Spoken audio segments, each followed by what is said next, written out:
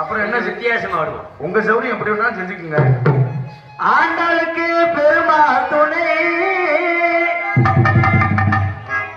பார்வதிக்கு சிவனா துணை,